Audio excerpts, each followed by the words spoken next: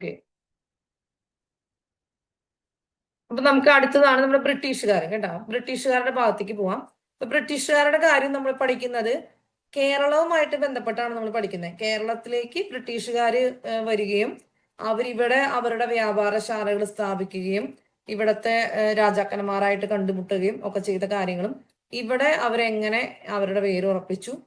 രണ്ടാമത്തെ ഘട്ടം നമ്മൾ പഠിക്കുക ഈ ബ്രിട്ടീഷുകാർക്കെതിരെ കേരളത്തിൽ നടന്ന സ്വാതന്ത്ര്യ സമര മുന്നേറ്റങ്ങൾ എന്തൊക്കെയാണെന്നുള്ളതാണ്. കാരണം അവരിവിടെ വന്ന് ഭരണം ഉറപ്പിച്ച് അഡ്മിനിസ്ട്രേഷനൊക്കെ അവർ കൺട്രോൾ ചെയ്ത് കഴിഞ്ഞു കഴിഞ്ഞപ്പോൾ നമുക്കത് പറ്റാതായ സമയത്താണ് തിരുവിതാംകൂറിലും കൊച്ചിയിലും മലബാറിലും ഒക്കെ ഗോത്രവർഗ കലാപവും അല്ലാതെയുള്ള പല കലാപങ്ങളും കാര്യങ്ങളൊക്കെ ഉണ്ടായിട്ടുണ്ട്. അപ്പൊ അതും നമ്മൾ ഇതിനകത്ത് പഠിക്കും. അപ്പൊ ഇന്ത്യയിലേക്ക് വന്ന ബ്രിട്ടീഷുകാരുടെ റവന്യൂമായിട്ട് ബന്ധപ്പെട്ട് അത് നമ്മൾ ഇന്ത്യൻ ഹിസ്റ്ററി പഠിക്കുന്ന സമയത്തായിരിക്കും പഠിക്കുന്നുണ്ടാവാം. ഓക്കെ, നമുക്ക് നോക്കാം. കേരളത്തിൽ അഥവാ കൊച്ചിയിൽ ആദ്യമായിട്ട് വന്ന ഇംഗ്ലീഷുകാരനാണ് മാസ്റ്റർ റാൽഫ് ഫിച്ച്. കൊച്ചിയിൽ ആദ്യമായിട്ട് വന്ന ഇംഗ്ലീഷുകാരനാണ് ആര്? Master Ralph Fitch. ഇദ്ദേഹത്തെ കുറിച്ച് പറയുന്ന ഒരു വേറൊരു പേരുണ്ട്. നമ്മുടെ മാർഗദർശിയായ ഇംഗ്ലീഷുകാരൻ എന്ന് പറയുന്നത് മാസ്റ്റർ റാൽഫ് ഫിച്ചിനെയാണ്. എന്താ പറയുന്നത്? മാർഗദർശിയായ ഇംഗ്ലീഷുകാരൻ. നമുക്ക് അവിടെ എഴുതി വെച്ചോ. മാർഗദർശിയായ ഇംഗ്ലീഷുകാരൻ എന്നാണ് മാസ്റ്റർ റാൽഫ് ഫിച്ചിനെ കുറിച്ച് പറയുന്നത്. അത് പരീക്ഷയ്ക്ക് ചോദിച്ചിട്ടുള്ള ഒരു ചോദ്യവുമാണ്. മാർഗദർശിയായ ഇംഗ്ലീഷുകാരൻ. ഓക്കെ, ഇനി ഇംഗ്ലീഷ് ഈസ്റ്റ് ഇന്ത്യ കമ്പനിയുടെ പ്രതിനിധിയായിട്ട് എത്തിച്ചേർന്നിട്ട് നമ്മുടെ മലബാറിൽ പോയി, കോഴിക്കോട് പോയി, സാമൂതിരിയെ സന്ദർശിച്ച് ഒരു വ്യാപാര ഉടമ്പടിയിൽ ഒപ്പുവെച്ച ഇംഗ്ലീഷുകാരനാണ് ക്യാപ്റ്റൻ കീലിംഗ്. അത് 1615 ഓക്കെ, 1615 നമ്മുടെ കേരളത്തില് എവിടെ പോയി? കോഴിക്കോട് എത്തിച്ചേരുകയും സാമൂതിരിയെ സന്ദർശിച്ച് വ്യാപാര ഉടമ്പടിയിൽ അവർ ഒപ്പുവെക്കുകയും ചെയ്തു. കുറച്ച് കാര്യങ്ങൾ കേരളത്തിലുള്ള ബ്രിട്ടീഷുകാരായിട്ട് ബന്ധപ്പെട്ട് കുറച്ച് മിസ്സലേനിയസ് ഫാക്റ്റുകൾ നമുക്ക് പഠിക്കാനുണ്ട്. ഇനി കേരളത്തിന്റെ ചരിത്ര രേഖകളിൽ ഷീമ എന്നറിയപ്പെടുന്ന പ്രദേശമാണ് ഇംഗ്ലണ്ട്. നമ്മൾ ഓൾറെഡി നമ്മൾ കണ്ടതാണ്. ബ്രിട്ടീഷുകാർ നമ്മൾ ഷീമക്കാര് അല്ലെങ്കിൽ വെള്ളക്കാര് എന്നാണ് പറയുന്നത്. അപ്പൊ നമ്മൾ പണ്ട് കേരളത്തിലെ ചരിത്ര രേഖകളിൽ ഷീമ എന്നാണ് ഇംഗ്ലണ്ടിനെ നമുക്ക് കാണാനായിട്ട് സാധിക്കുക. ഓക്കെ, ഇനി 1644 ഇംഗ്ലീഷുകാര് വിഴിഞ്ഞത്ത് ഒരു വ്യാപാരശാല നിർമ്മിച്ചു. അത് രവിവർമ്മയുടെ ഭരണകാലത്താണ്. അവിടുത്തെ ആ സമയത്തെ ഭരണാധികാരിയായിരുന്ന രവിവർമ്മയുടെ ഭരണകാലത്താണ്. വിഴിഞ്ഞം എവിടെയാണ്? ഇന്നത്തെ തിരുവനന്തപുരത്താണ് അല്ലെ, അല്ലെങ്കിൽ തിരുവിതാംകൂർ ഭാഗത്താണ് വിഴിഞ്ഞം ഉണ്ടായിരുന്നത്. അപ്പൊ ഓൾറെഡി അവർ സാമൂതിരിയെ സന്ദർശിച്ച് ഒപ്പുവെച്ച് ഓൾറെഡി കോഴിക്കോട് ഒരു പണ്ടകശാല പണിതിട്ടുണ്ട്. അപ്പൊ അവർക്ക് മലബാറിൽ പ്രസൻസ് ആയി. നെക്സ്റ്റ് എവിടെയാണ്? വിഴിഞ്ഞത്ത് ഒരു വ്യാപാരശാല നിർമ്മിച്ചു അല്ലെ. അപ്പൊ അവർക്ക് നമ്മുടെ തിരുവനന്തപുരം പ്രദേശത്ത് കേരളത്തിന്റെ തെക്ക് ഭാഗത്തും അവർക്കൊരു പിടിപാടായി. ഇനി ഈസ്റ്റ് ഇന്ത്യ കമ്പനിയുടെ കേരളത്തിലെ പ്രധാനപ്പെട്ട പണ്ടകശാലകളാണ് ഒന്ന് വിഴിഞ്ഞം. വിഴിഞ്ഞം എവിടെയാണ്? വിഴിഞ്ഞം ഇന്നത്തെ തിരുവനന്തപുരത്താണ് അല്ലെ. ഇനി തലശ്ശേരി പറയുമ്പോഴോ അത് മലബാറിലാണ്, ഇന്നത്തെ കണ്ണൂരിലാണ്. അപ്പൊ തലശ്ശേരി മലബാറിലായിട്ടുണ്ട്. അഞ്ചുതെങ്ങ് എവിടെയാ? അതും തിരുവനന്തപുരത്താണ് അല്ലെ, ട്രിവാൻഡ്രത്താണ്. അപ്പൊ അങ്ങനെ പ്രധാനപ്പെട്ട പണ്ടകശാലകള് അവര് അല്ലെങ്കിൽ സംഭരണ കേന്ദ്രങ്ങൾ സ്ഥാപിച്ച സ്ഥലങ്ങളാണ് വിഴിഞ്ഞവും തലശ്ശേരിയും അഞ്ചുതെങ്ങും. എന്തിനാണ് അവർക്ക് സംഭരണ കേന്ദ്രങ്ങള്? അവരിവിടുന്ന് പ്രധാനമായിട്ടും സ്പൈസസ് ആണ് കയറ്റിക്കൊണ്ട് പോകുന്നത്. അപ്പൊ ഇതൊക്കെ അവർക്ക് കളക്ട് ചെയ്ത് സംഭരിക്കാനൊക്കെ ഉള്ള സ്ഥലങ്ങളും കാര്യങ്ങളൊക്കെ വേണം. അതിനു വേണ്ടിയിട്ടാണ് ഇവര് പ്രധാനമായിട്ടും പണ്ടകശാലകൾ സ്ഥാപിച്ചുകൊണ്ടിരുന്നത്. ഇനി ബ്രിട്ടീഷുകാരുമായിട്ട് ഒരു ഉടമ്പടി ഒപ്പുവെച്ച വേണാട് രാജാവാണ് രാമവർമ്മ. അപ്പൊ നമ്മൾ ഈ തിരുവിതാംകൂറൊക്കെ ആകുന്നതിന് മുൻപ് ആറ്റിങ്ങല്, വേണാട് എന്നൊക്കെ പറഞ്ഞ് പല പല കൊച്ചു കൊച്ചു നാട്ടുരാജ്യങ്ങളായിട്ടാണ് കിടന്നിരുന്നത്. പിന്നെ മാർത്താണ്ഡവർമ്മ വന്നപ്പോഴാണ് ഇതിനെല്ലാത്തിനും ഒരുമിച്ച് കൊണ്ടുവന്ന് തിരുവിതാംകൂർ എന്ന് പറയുന്ന ഒറ്റ നാട്ടുരാജ്യമാക്കിയിട്ട് മാറ്റിയത്. അപ്പൊ അന്ന് വേണാട് രാജാവായിട്ടുള്ള രാമവർമ്മയുമായിട്ട് ബ്രിട്ടീഷുകാർ ഒരു ഉടമ്പടി ഒപ്പുവെച്ചു. എന്തിനു വേണ്ടിയിട്ടാണ്? ഈ പറഞ്ഞ പണ്ടകശാലകൾ നിർമ്മിക്കാനും വ്യാപാരത്തിനുള്ള അനുമതി കിട്ടാനൊക്കെയാണ് അവര് ഒപ്പുവെക്കുന്നത്. ഓക്കെ, ഇനി നമ്മൾ കൊച്ചിയില് ബ്രിട്ടീഷുകാർക്കെതിരെ പൊരുതിയ ധീരദേശാഭിമാനിയാണ് പാലിയത്തച്ഛൻ. കൊച്ചിയിലെ ദിവാനൊക്കെ ആയിരുന്നു. നമ്മൾ കൊച്ചിയുടെ കാര്യത്തിലേക്ക് വരുമ്പോൾ നമുക്ക് കൂടുതലായിട്ട് പഠിക്കാം. ഓക്കെ, ഇനി ബ്രിട്ടീഷ് ഇന്ത്യൻ മാതൃകയില് തിരുവിതാംകൂറിൽ ഒരു നിയമ സംവിധാനം ഏർപ്പെടുത്തിയ ദിവാനാണ് നഞ്ചപ്പയ്യ എന്ന് പറയുന്ന വ്യക്തി. ഇപ്പൊ ബ്രിട്ടീഷുകാർ പതുക്കെ നമ്മുടെ അഡ്മിനിസ്ട്രേഷനിലേക്ക് വന്നപ്പോ ബ്രിട്ടീഷുകാരുടെ മാതൃകയിൽ നിയമ സംവിധാനം ഏർപ്പെടുത്തിയ ദിവാനാണ് നഞ്ചപ്പയ്യ. തിരുവിതാംകൂറിൽ ആദ്യമായിട്ട് ഒരു ബ്രിട്ടീഷ് റെസിഡന്റിനെ നിയമിക്കുന്നത് ധർമ്മരാജയുടെ കാലത്താണ്. എന്തിനാണ് ഒരു ബ്രിട്ടീഷ് റെസിഡന്റ്? ബ്രിട്ടീഷുകാർക്ക് നമ്മളെ ഭരിക്കണമെങ്കിൽ അല്ലെങ്കിൽ നമ്മുടെ ഭരണത്തിൽ അഡ്മിനിസ്ട്രേഷനിൽ കൈ കടത്തണമെങ്കിൽ അവരുടെ ഒരു ഏജന്റ് പോലെ ഒരാള് ഈ നാട്ടുരാജ്യത്തിൽ ഉണ്ടായിരിക്കണം. ആ രീതിയിൽ ആദ്യമായിട്ട് ഒരു റെസിഡന്റ്, അതായത് അയാളോട് താമസിക്കും, അങ്ങനെ ഒരു റെസിഡന്റ് തിരുവിതാംകൂറിൽ വരുന്നത് ധർമ്മരാജയുടെ കാലത്താണ്. നിങ്ങൾക്ക് ഓർമ്മയുണ്ടോ ധർമ്മരാജ ആരാന്നുള്ളത്? നമ്മൾ കാർത്തിക തിരുനാൾ രാമവർമ്മ എന്ന് പറയുന്ന രാജാവാണ് ധർമ്മരാജ അഥവാ കിഴവൻ രാജ അഥവാ കാർത്തിക തിരുനാൾ രാമവർമ്മ. തിരുവിതാംകൂർ രാജാക്കന്മാരിൽ രണ്ടാമത്തെ രാജാവാണ്. ഒന്നാമത്തെ നമ്മൾ മാർത്താണ്ഡവർമ്മ പഠിച്ചിരുന്നു. രണ്ടാമത്തെ ധർമ്മരാജയാണ്. ഈ തിരുവിതാംകൂർ രാജാക്കന്മാരിൽ രണ്ടാമത് ഭരിച്ച ധർമ്മരാജയുടെ കാലഘട്ടത്തിലാണ് തിരുവിതാംകൂറിൽ ആദ്യമായിട്ട് ഒരു ബ്രിട്ടീഷ് റെസിഡന്റിനെ നിയമിക്കുന്നത്. അങ്ങനെയുള്ള തിരുവിതാംകൂറിലെ ആദ്യത്തെ ബ്രിട്ടീഷ് റെസിഡന്റ് ആണ് ആര്? Colonel Macaulay. തിരുവിതാംകൂറിലെ ആദ്യത്തെ ബ്രിട്ടീഷ് റെസിഡന്റ് ആരാണ്? Colonel Macaulay. കാലഘട്ടം 1795 മുതൽ 1810 വരെയാണ്. ഓക്കെ, തിരുവിതാംകൂറിലെ ആദ്യത്തെ ബ്രിട്ടീഷ് റെസിഡന്റ് ആയിട്ട് കേണൽ മെക്കാളെ ചുമതല ഏൽക്കുന്നു. ആരുടെ കാലഘട്ടത്തില്? തിരുവിതാംകൂറിലെ രണ്ടാമത്തെ രാജാവായിട്ടുള്ള ധർമ്മരാജയുടെ കാലഘട്ടത്തിൽ. ധർമ്മരാജ അറിയപ്പെടുന്ന മറ്റൊരു പേര് കിഴവൻ രാജ, അല്ലെങ്കിൽ അദ്ദേഹത്തിന്റെ യഥാർത്ഥ നാമമാണ് കാർത്തിക തിരുനാൾ രാമവർമ്മ. ഏറ്റവും കൂടുതൽ കാലം ഭരിച്ച തിരുവിതാംകൂർ രാജാവ് ആരാന്ന് ചോദിച്ചാലും അത് ധർമ്മരാജ തന്നെയാണ്. ഓക്കെ, ഇനി തിരുവിതാംകൂർ പൂർണ്ണമായിട്ടും ബ്രിട്ടീഷുകാരുടെ അധീനതയിലായ സമയത്തെ തിരുവിതാംകൂർ രാജാവാണ് അവിട്ടം തിരുനാൾ ബാലരാമവർമ്മ. ഇദ്ദേഹത്തിന്റെ കാലഘട്ടത്തിലാണ് തിരുവിതാംകൂർ പൂർണ്ണമായിട്ടും ബ്രിട്ടീഷുകാരുടെ അധീനതയിലായത്. അപ്പൊ ബ്രിട്ടീഷുകാര് നേരിട്ടല്ല ശരിക്കും ഭരിച്ചത്, അവര് പരോക്ഷമായിട്ടാണ് ഭരണം നടത്തിയത്. അവരുടെ റെസിഡന്റ് അവിടെ ഉണ്ട്. ആ റെസിഡന്റ് പറയുന്നത് പ്രകാരം രാജാക്കന്മാര് ഭരണം നടത്തുന്നു. രാജാക്കന്മാരുണ്ടെങ്കിലും അവർ ഭരണം നടത്തുന്നത് എങ്ങനെയാണ്? ഇവര് പറയുന്ന രീതിക്ക് അനുസരിച്ചിട്ടാണ് ചെയ്തുകൊണ്ടിരുന്നത്. ഇനി ബ്രിട്ടീഷുകാർ കേരളത്തിൽ ചെയ്ത മറ്റൊരു കാര്യമാണ് തലശ്ശേരി കോട്ട നിർമ്മിച്ചു. തലശ്ശേരി കോട്ട അല്ലെ, തലശ്ശേരി കോട്ട നിർമ്മിച്ചു. ഇപ്പൊ നമ്മൾ നേരത്തെ പല കോട്ടകളും പഠിച്ചിരുന്നു. കണ്ണൂർ സെന്റ് ആഞ്ചലോ കോട്ട നിർമ്മിച്ചത് ആരാണ്? പോർച്ചുഗീസുകാർ നിർമ്മിച്ചു. ചേറ്റുവ കോട്ട ഗുരുവായൂര് ഡച്ചുകാർ നിർമ്മിച്ചു. ഇനി തലശ്ശേരി കോട്ട നിർമ്മിച്ചത് ബ്രിട്ടീഷുകാര്. നമ്മൾ ഈ കോട്ടകളെല്ലാം പഠിച്ചു കഴിഞ്ഞു കഴിയുമ്പോൾ ഇത് തമ്മിൽ ആരൊക്കെയാണ് നിർമ്മിച്ചതെന്നൊക്കെ തമ്മിൽ തെറ്റിപ്പോവാനുള്ള സാധ്യതയുണ്ട്. അപ്പൊ നമ്മൾ കൃത്യമായിട്ട് പഠിച്ചു പോവാ. നമ്മൾ ചാലിയം കോട്ട പഠിച്ചിരുന്നു. ചാലിയം കോട്ട നിർമ്മിച്ചത് ആരാണ്?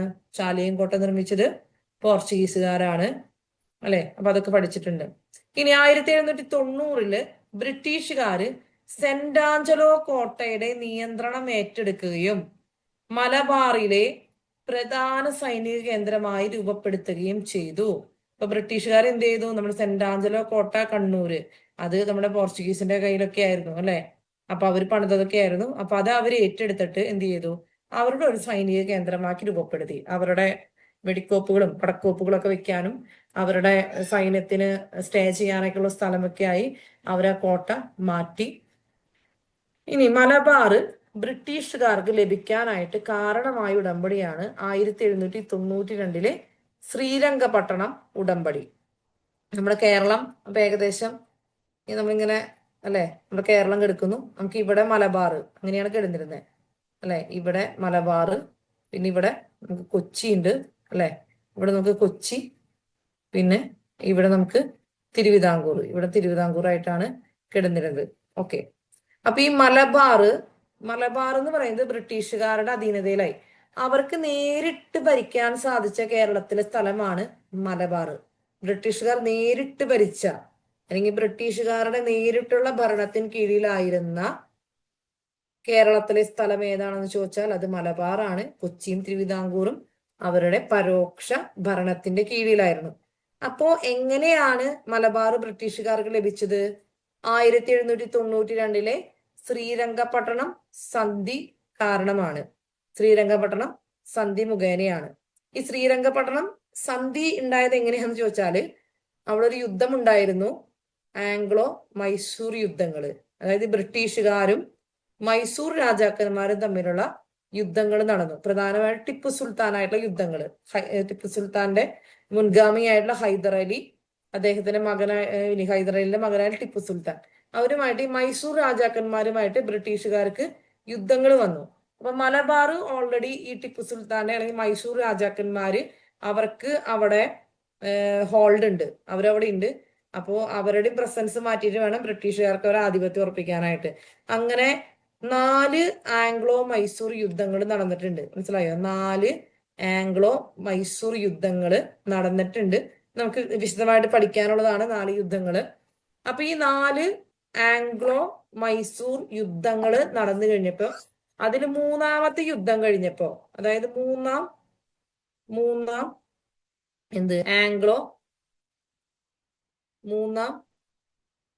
ആംഗ്ലോ മൈസൂർ യുദ്ധം അല്ലെ, മൂന്നാം ആംഗ്ലോ മൈസൂർ യുദ്ധത്തിന് ശേഷം ഒപ്പുവെച്ച ഉടമ്പടിയാണ് ശ്രീരംഗപട്ടണ സന്ധി. അപ്പൊ അതൊന്ന് ഒഴിവാവാൻ വേണ്ടിയിട്ട് അങ്ങനെ ഈ യുദ്ധത്തോട് കൂടിയിട്ട് എന്ത് ചെയ്തു, ഈ നമ്മുടെ ഈ മലബാറ് ബ്രിട്ടീഷുകാർക്ക് വിട്ടുകൊടുത്തു. മൈസൂരുകാര് അല്ലെ, ടിപ്പു സുൽത്താൻ അവര് ഇത് മലബാറ് വിട്ടുകൊടുത്തു ശ്രീരംഗപട്ടണ ഉടമ്പടിയോടുകൂടി. അങ്ങനെ പൂർണ്ണമായിട്ട് മലബാറ് ബ്രിട്ടീഷുകാരുടെ ഭരണത്തിന് കീഴിലായിട്ട് മാറി. അപ്പൊ ബ്രിട്ടീഷുകാരുടെ കൂടെ മൈസൂരിനെതിരെ യുദ്ധം ചെയ്യാനായിട്ട് നമ്മുടെ പഴശ്ശിരാജയൊക്കെ സഹായിച്ചിട്ടുണ്ടായിരുന്നു. അപ്പൊ ഈ യുദ്ധമൊക്കെ കഴിഞ്ഞു കഴിഞ്ഞപ്പോ മലബാർ കയ്യിൽ കിട്ടി കഴിഞ്ഞപ്പോ ബ്രിട്ടീഷുകാരുടെ സ്വഭാവം മാറി. അവര് പിന്നെ അവിടെ ടാക്സ് പിരിക്കാനുള്ള അനുവാദമൊക്കെ പഴശ്ശിരാജയ്ക്ക് കൊടുക്കാന്ന് പറഞ്ഞിരുന്നു. പക്ഷെ പഴശ്ശിരാജയ്ക്ക് അവര് അങ്ങനെയുള്ള അനുവാദങ്ങളൊന്നും കൊടുത്തില്ല. അതുകൊണ്ട് പിന്നീട് പഴശ്ശിരാജ ബ്രിട്ടീഷുകാർക്കെതിരെ യുദ്ധം ചെയ്യാൻ ആരംഭിച്ചു. അപ്പൊ നമ്മൾ പഴശ്ശി വിപ്ലവം പഠിക്കുമ്പോൾ നമ്മളത് പഠിക്കും. ഇവിടെ നമ്മൾ ഇത്രയും കാര്യങ്ങൾ പഠിക്കാം. മലബാർ ബ്രിട്ടീഷുകാർക്ക് ലഭിക്കാനായിട്ട് കാരണമായ ഉടമ്പടി എന്താണ്? 1792 ശ്രീരംഗപട്ടണം സന്ധിയാണ്. ശ്രീരംഗപട്ടണം ഉടമ്പടി ഒപ്പുവെച്ചത് ആരൊക്കെ തമ്മിലാണ്?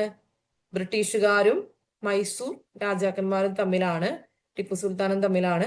അതിന്റെ ഫലമായിട്ട് മലബാർ പൂർണ്ണമായിട്ടും ബ്രിട്ടീഷുകാരുടെ അധീനതയിലായിട്ട് മാറി, ബ്രിട്ടീഷുകാരുടെ നേരിട്ടുള്ള ഭരണത്തിന്റെ കീഴിലായിട്ട് മാറി എന്ന് നമുക്ക് മനസ്സിലാക്കാം.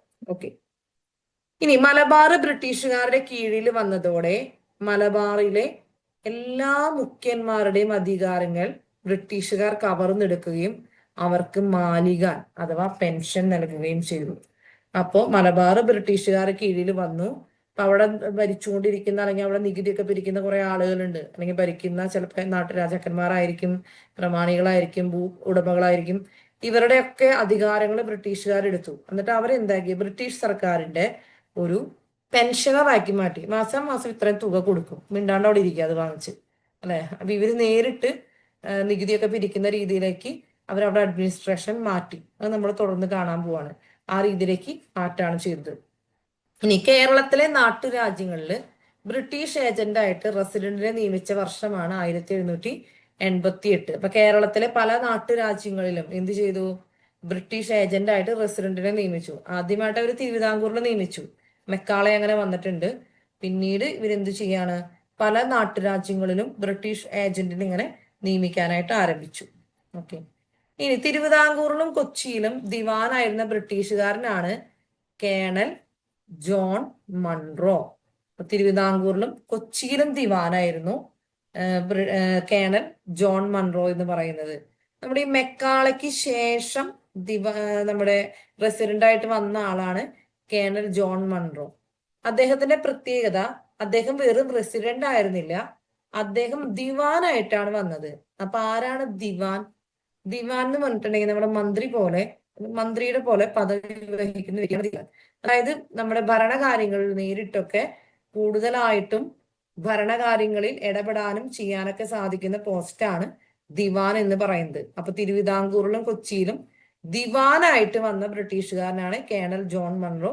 അദ്ദേഹം തിരുവിതാംകൂറിലെയും കൊച്ചിയിലെയും ആദ്യത്തെ ദിവാനാണ്. അപ്പൊ ചോദ്യം 2 ശ്രദ്ധിക്കുക. തിരുവിതാംകൂറിലെ ആദ്യത്തെ റെസിഡന്റ് ആരാണ്? ബ്രിട്ടീഷ് റെസിഡന്റ് എന്ന് ചോദിച്ചാൽ നിങ്ങൾ ഉത്തരം എന്ത് പറയണം? നിങ്ങൾ ഉത്തരം പറയണം കേണൽ മെക്കാളെ. തിരുവിതാംകൂറിലെ ആദ്യത്തെ ദിവാനായിരുന്ന ബ്രിട്ടീഷുകാരൻ അല്ലെങ്കിൽ ആദ്യത്തെ ബ്രിട്ടീഷ് ദിവാൻ അല്ലെങ്കിൽ യൂറോപ്യൻ ദിവാൻ എന്ന് ചോദിച്ചാൽ കേണൽ ജോൺ മൺറോ എന്ന് പറയണം. തിരുവിതാംകൂറിലെയും കൊച്ചിയിലെയും ആദ്യത്തെ ബ്രിട്ടീഷ് ദിവാൻ എന്ന് ചോദിച്ചാലും കേണൽ ജോൺ മൺറോ എന്ന് പറയണം. അപ്പൊ അതിന്റെ ഡിഫറൻസ് മനസ്സിലാക്കാം. ഓക്കെ. ഇനി ബ്രിട്ടീഷുകാരുടെ, നമ്മളിപ്പോ പറഞ്ഞ പോയിന്റ് ആണ്, ബ്രിട്ടീഷുകാരുടെ നേരിട്ടുള്ള ഭരണത്തിന് കീഴിലുണ്ടായിരുന്ന കേരളത്തിലെ പ്രദേശമാണ് മലബാർ. മലബാർ ബ്രിട്ടീഷുകാർക്ക് ലഭിക്കാൻ കാരണമായ ഉടമ്പടി 1792 ശ്രീരംഗപട്ടണ ഉടമ്പടി ഒപ്പുവെച്ചത് ബ്രിട്ടീഷുകാരും മൈസൂർ രാജാക്കന്മാരും തമ്മിലാണ്. അല്ലെ? മൂന്നാം മൈസൂർ യുദ്ധത്തിന് ശേഷമാണ്, ആംഗ്ലോ മൈസൂർ യുദ്ധത്തിന് ശേഷമാണ് അവർ ഈ ഉടമ്പടി ഒപ്പുവെക്കുന്നത്.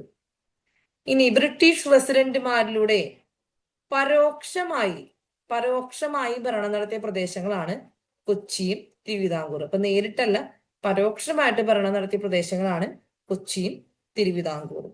ഓക്കെ. ഇനി ഇവർ ചെയ്ത കാര്യമാണ്, ഇപ്പൊ ബ്രിട്ടീഷുകാരുടെ കയ്യിൽ മലബാർ കിട്ടി. ഇനി അവർ മലബാറിനെ പതുക്കെ നേരിട്ടുള്ള നിയന്ത്രണമാണെന്ന് പറഞ്ഞു.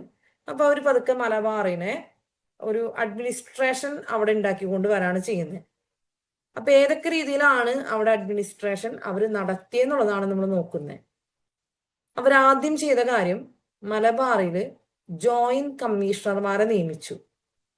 ഇപ്പൊ മലബാറിലെ രാഷ്ട്രീയ സ്ഥിതിഗതികൾക്ക് വ്യവസ്ഥയുണ്ടാക്കുന്നതിനും ഭരണകാര്യങ്ങൾ നിർവഹിക്കുന്നതിനും നിയമിച്ച കമ്മീഷണർമാരാണ് വില്യം ഗാമൾ ഫാർമറും മേജർ അലക്സാണ്ടർ ഡോവും.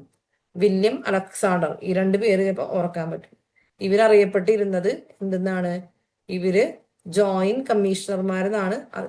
ഇവരറിയപ്പെടുന്നത് കമ്മീഷണർമാരാണ് കേട്ടോ. കമ്മീഷണർമാര്, സോറി, ഇവര് കമ്മീഷണർമാരായിരുന്നു. വെറും കമ്മീഷണർമാരാണ് ഇവർ, ജോയിന്റ് അല്ല. ഇവര് കമ്മീഷണർമാരായിരുന്നു. ഓക്കെ. അപ്പൊ ഇവരെ അപ്പോയിന്റ് ചെയ്യുന്നു. ഇവരാണ് അവിടെയുള്ള മുഖ്യന്മാരായിട്ടും ഭരിച്ചുകൊണ്ടിരുന്ന ആളുകളൊക്കെയുമായിട്ട് ഡിസ്കഷനൊക്കെ നടത്തി സ്ഥിതിഗതികളൊക്കെ കറക്റ്റ് ആക്കിക്കൊണ്ട് ഒരു അഡ്മിനിസ്ട്രേഷനിലേക്ക്, ഒരു കേന്ദ്രീകൃത ഭരണത്തിലേക്കൊക്കെ മലബാറിനെ കൊണ്ടുവരാനായിട്ട് ചെയ്യുന്ന ആൾക്കാരായിരുന്നു ഈ ജോയിന്റ് കമ്മീഷണർമാരാണ്. അപ്പൊ അവര് ഇവിടെ ചെയ്ത ചർച്ചകളെ കുറിച്ച് പറയുന്നുണ്ട്. നികുതി പിരിവിൽ ഏർപ്പെടുത്തേണ്ട നടപടികളെ കുറിച്ച് അവർ സാമൂതിരിയും ചിറക്കൽ രാജാവും ഉൾപ്പെടെ എല്ലാ രാജാക്കന്മാരുമായി കൂടിയാലോചന നടത്തി. പ്രധാനപ്പെട്ട ആളും ഇവിടെ സാമൂതിരിയാണ്. പിന്നെയുള്ളത് ചിറക്കൽ രാജാവ്, അല്ലെ?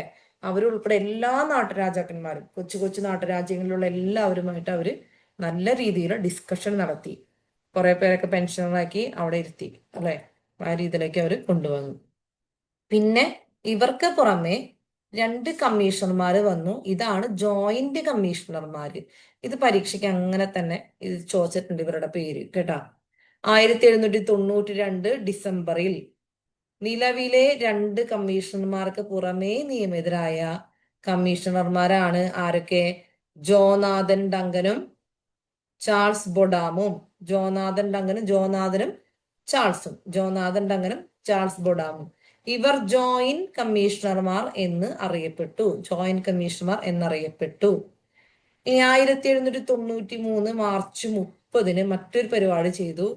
ബ്രിട്ടീഷുകാര് മലബാറിനെ വടക്കൻ മലബാർ എന്നും തെക്കൻ മലബാർ എന്നും 2 ഭരണ മേഖലകളായിട്ട് വിഭജിച്ചു. അവരുടെ ഭരണ സൗകര്യത്തിന് വേണ്ടിയിട്ട്, അവർക്ക് നികുതിയൊക്കെ പിരിക്കുന്നതിന്റെ റവന്യൂ ആയിട്ട് ബന്ധപ്പെട്ട കാര്യങ്ങളൊക്കെ എളുപ്പത്തിനൊക്കെ വേണ്ടിയിട്ട് അവർ വടക്കൻ മലബാർ എന്നും തെക്കൻ മലബാർ എന്നും 2 ഭരണ മേഖലകളായിട്ട് വിഭജിച്ചു.